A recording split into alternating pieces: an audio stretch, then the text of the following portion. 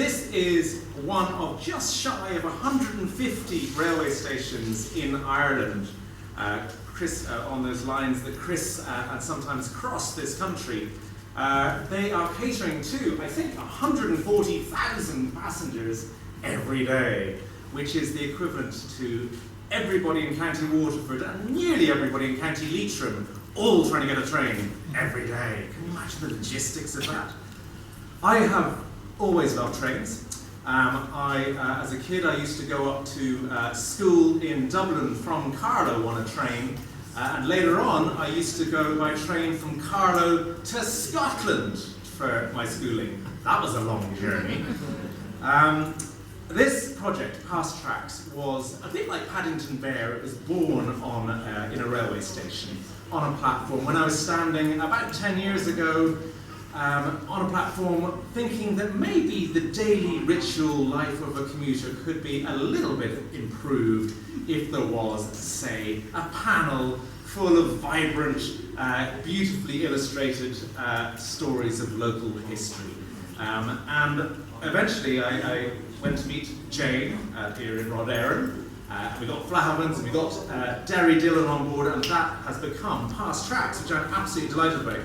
And the railway is a very good match for that. It has been going on in this country for a very long time now. The first railway was here in 1834. And this station came 30 years later. We are, as historians in Ireland, we are blessed with this country, because no matter how you divvy up the country, 32 counties, 64,000 townlands, or if you go for parishes or villages or streets or graveyards, whatever, you will always find somewhere a story that is worth telling. And that is what I hope I've done with these panels, is just to try and find a few stories that are worth telling from the neighbourhood. And the effects of history are all around us to this date. Dare I say the word Brexit at this hour of the day? Take Brexit, for instance. What Boris and Leo are talking about at the moment is all because of the partition of Ireland 100 years ago. The partition was a consequence of the plantations of the 17th century.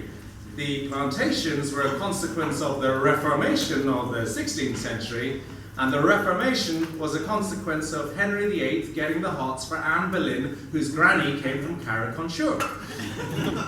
So I don't know whether we can blame the good people of Carrick-on-Shore for Brexit entirely.